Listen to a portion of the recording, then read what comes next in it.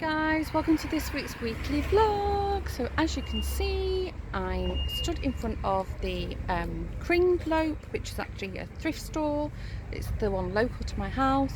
And yesterday I bought a little side table that I'm going to do up, and I didn't have room in the car for it because we had the small car, and so I've paid for it and they've just stored it for me. And we've come back today because we're in the bigger car because we're going to go and do the grocery shopping. So I'm going to pick that up, but we'll have a quick look around and see. Yesterday was like a quick sort of hit and run. I was actually looking for an old like a dining table that I could chop the legs off to put on my doll's house. We didn't find one, but anyway, they're always getting new stuff in, so we'll have a quick walk around and then I'm going to go and do the groceries. So thanks for joining.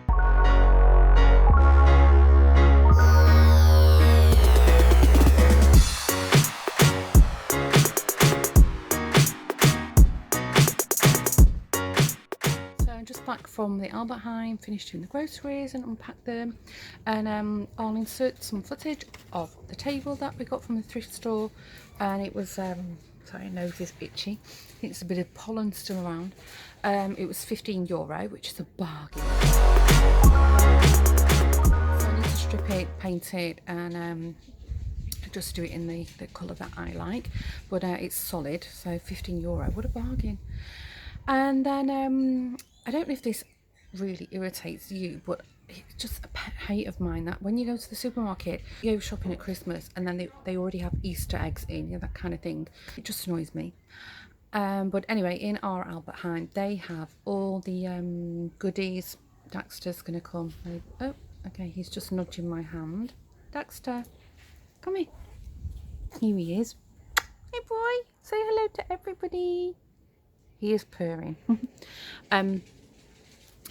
So they've got all the sweet stuff for Sinterklaas. So if you don't know, Sinterklaas is for the little children in Holland. It's almost like Christmas. And St. Nicholas, or Sinterklaas, he lives in Spain. And he comes in November on his steamboat from Spain with all his helpers. They're called Zwarte Piets or Black Piets. I'm not going to get into the politics of it, it's very controversial. But anyway, he arrives in November, and then the whole build up to Sinterklaas, or 5th of December, there's mischief going on. The kids they can put their shoe out every evening and sing nice songs, and if they're good, they might get a little sweet or something left in their shoe.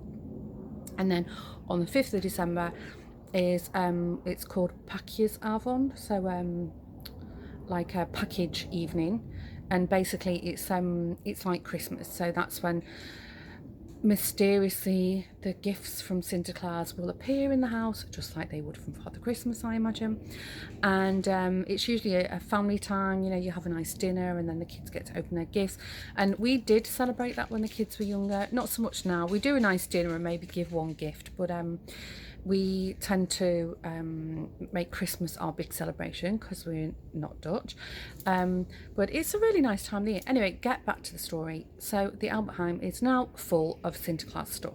So he doesn't arrive until the end of November. Yeah, all the Sinterklaas stuff's on sale. So it's like, really? And it's quite difficult for me because I do like all the nice stuff that comes with Sinterklaas. So it's like paper nootjes, kruiden nootjes. They're basically like cinnamon or nutmeg or ginger spiced cookies, and marzipan. They eat a lot of marzipan, chocolate. It's quite dangerous for your waistline, but anyway. So I'll insert some footage of all the goodies that they have for Sinterklaas, and for the rest I'm done for the day now. Just gonna just chill. I think Lawrence is making hamburgers tonight, and if we do anything later I'll let you know, and then if not, I'll catch up with you later in the week.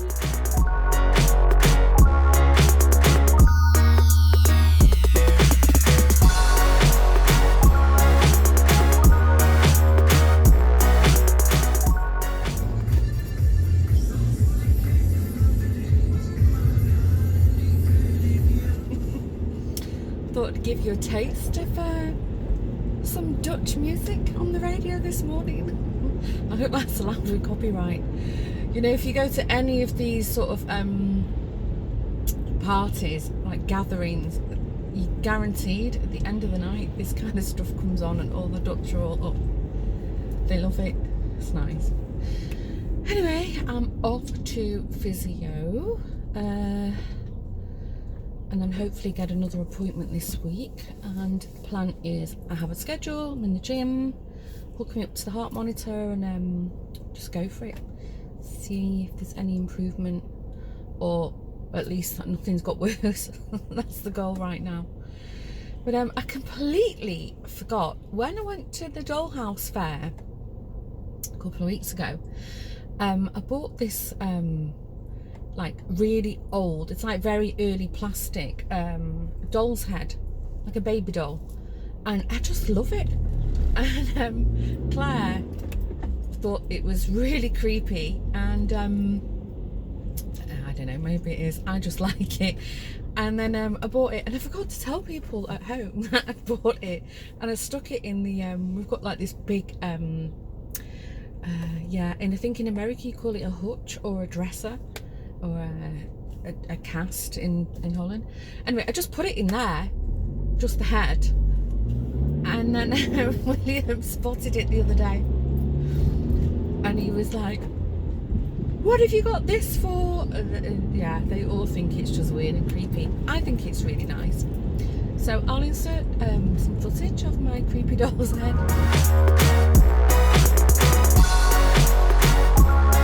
Let me know what you think. Is it creepy or cute? So I didn't do anything yesterday of significance, although I did give myself a push to go and finish off a sewing project that I started a couple of weeks ago, and I made myself like a 3/4 length sleeve t-shirt of this really nice, like a dark botanical print. I went to one of these fabric fairs, I don't even know if it was this year, actually it could have been last year, and it was like a remnant, you know, like a scrap, a big piece. And then when I was in the UK last, bought a couple of sewing magazines, and they had free patterns in them. Anyway, one of them had this really easy top, and I thought I'll give it a go. I never have any luck with like jersey knit, you know, that stretchy like t-shirt fabric.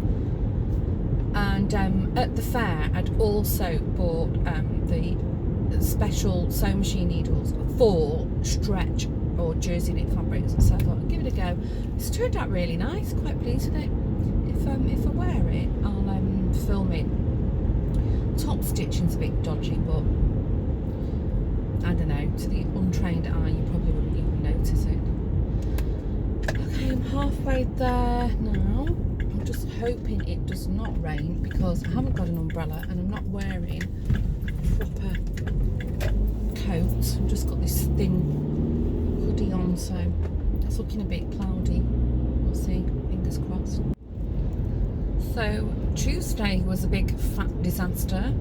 After I finished filming with you guys, pulled up in the car park at the physio, and I literally leaned forward to get parking disc off the dashboard, which is like literally where the camera is, and my back just completely went, got like this spasm, you know, in the muscle, and it's like an ongoing thing I've had for many years, and it just goes at the strangest moment.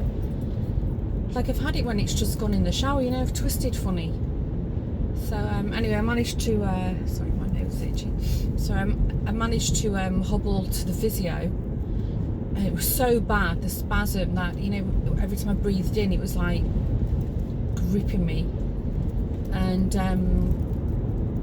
the physio, she had a look, and then we did like just stretching exercises and took it easy, and then I went home. And then I've literally been lying down. Well, that's not true. I've alternated lying down, taking anti-inflammatory, and then also just walking and stretching, you know, pull like my knees up to my chest, trying to sort of give the spine some space. So it's a bit crap. And I was really, well, hopefully you got that from the footage. I was really looking forward to that session. It's all fired up and motivated, so.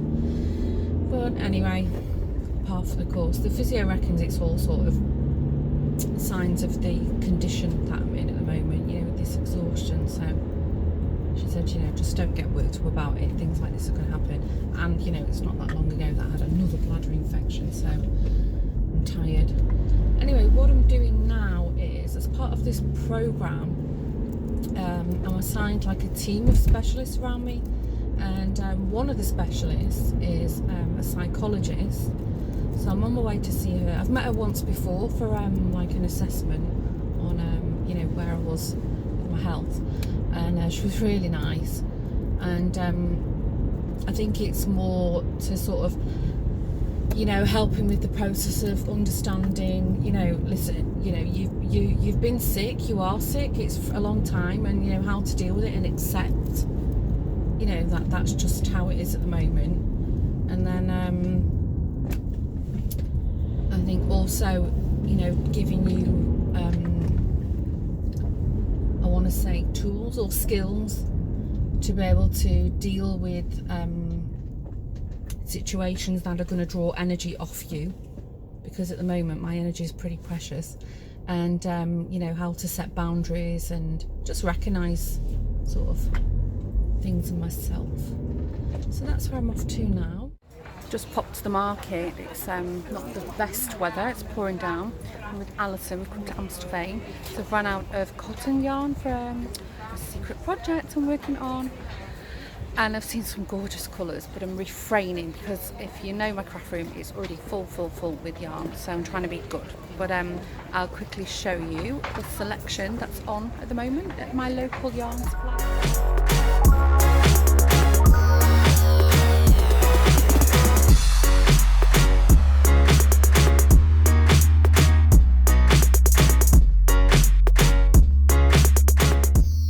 Back from Amstelveen, Alison came in and we had a coffee, and then she's gone home now. But God, this weather, it's just been miserable. It's just rain non-stop the whole day. So anyway, the reason that I went to the market, as I said, was to buy some yarn. So I'm already working on quite a big project that I can't reveal, and I needed a few more of these balls. So this is Elise, the Bazaar cotton. It's really nice, it's a good size ball, so I stocked up on that. And then this is another little project that I can't reveal, but I've bought these scheepjes, the Katona, and Scheepjes is a Dutch brand of yarn, and it's really nice. This and the Elise are my favourite brands to work with for cotton. So that's a little project that I've got in the making. And the other thing I bought is, God, it's going to be over 20 years now. I have used the Body Shop Chamomile eye makeup remover. It's the best thing I've ever used. I swear by it. So I was running out, so I went there and they had a few Christmas things in. The shop assistant said that there was more coming, but they had the advent calendars are in if you're into the those kind of things.